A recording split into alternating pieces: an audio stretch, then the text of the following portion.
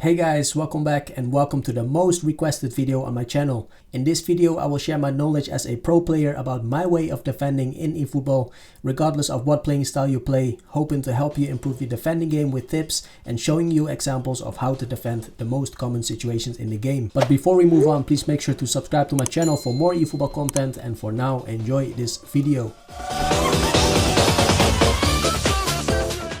Okay, we're starting off with the basics. I'm gonna discuss the defensive features I personally use, which are matchup, pressure, call for pressure, or also known as teammate press, super cancel, and as last, sliding tackle. For each defensive feature in the game, I will show you a tutorial followed by tips on how to use them effectively in several situations. If you want to know what my defensive button layout looks like, make sure to have a look at my Pro Player controller settings video, which you can find down below in the description. We will then start off with matchup. This is for me the most used defensive feature in the game. With matchup, your player will improve his focus on the ball, and this will make it easier to intercept passes or to block shots. To use matchup effectively, make sure to think of an imaginary line.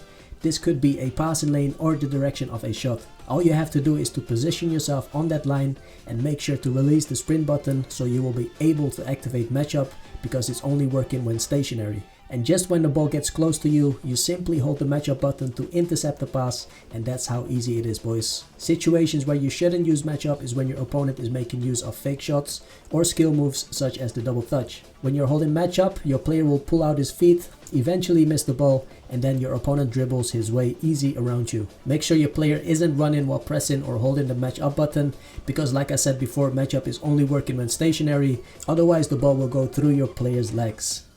When you notice your opponent is dribbling a lot without using many skill moves, you should use another defensive feature, and that is pressure. As you can see in this image published on the official Konami website a couple of seasons ago, you can see that pressure is effective against kick feints and dribbling. It can be effective against skill moves as well, but then it's all about your timing and the timing of your opponent. The most ideal moment to perform pressure is when your opponent, his back is facing his teammates and isn't able to give a proper pass. Using this button will make sure that your player will run in a straight line towards the ball and won't give him the time to give the pass.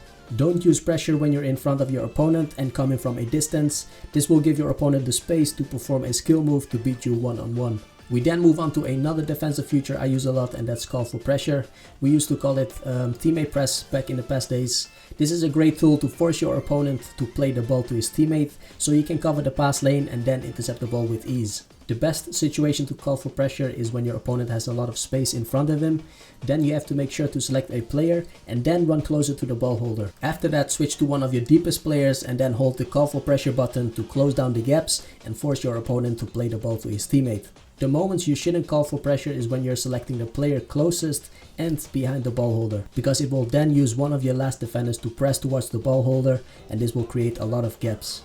Okay, and then we've got super cancel. After a through pass has been given where your defender and opponent's attacker are running to the ball, your defender will usually lose the battle on pace. Holding sprint only won't do any magic, because the game has programmed that your player will run in a straight line towards the ball and you will eventually end up behind the opponent. And that's when super cancel comes in handy.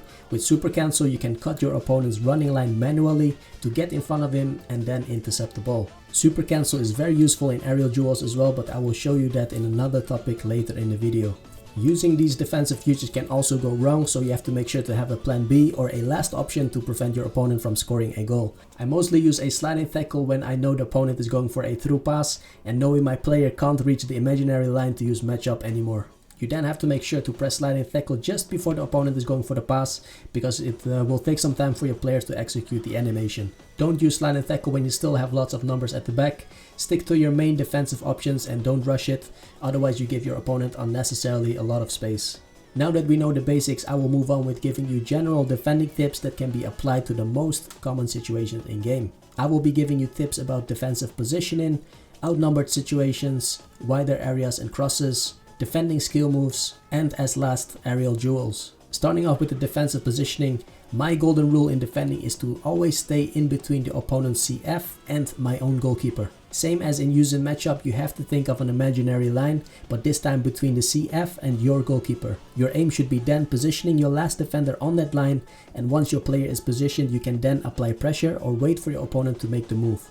There are situations where you will be outnumbered due to aggressive pressing or a mistake in the build-up. My biggest tip for this is to always drop down with your last defender and don't take the risk to pull out. By dropping down with your last defender, you will force your opponent to make a choice. This will give your teammates the time to come back for support, or he will eventually lose the ball. If you don't drop down and take the risk to press towards the ball or the player, it is you that make the first step and your opponent simply has to pass the ball to his teammate and then can go one-on-one with your goalkeeper.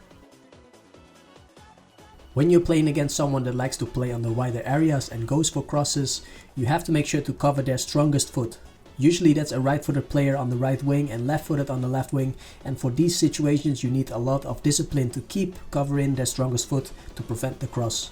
The same counts for inverted wingers. They all want to make use of the strongest foot and your job is to neutralize that. It's simple as that, boys. And then we're going to defending skill moves. I personally love to make use of skill moves such as the ball roll and the double touch. Those skill moves always work when my opponent is pulling out and running towards me.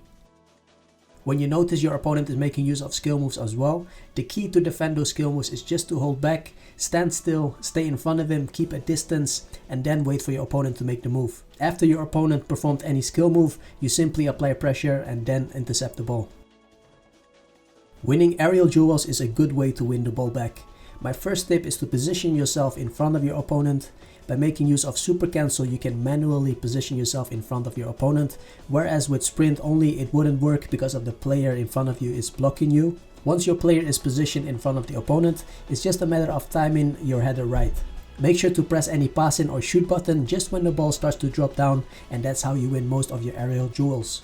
Another tip to win aerial duels is to aim to your teammates behind you and then head back. I feel like the game is programmed to give you advantage when you're heading to the back, regardless of your opponent being taller than you. Okay guys, this is the end of the video. I really hope my tips and showing you my way of defending will help you improve your defending game in eFootball. If so, please make sure to hit that like button and subscribe to my channel for more eFootball content. I want to thank you for watching and see you in the next one. Peace out.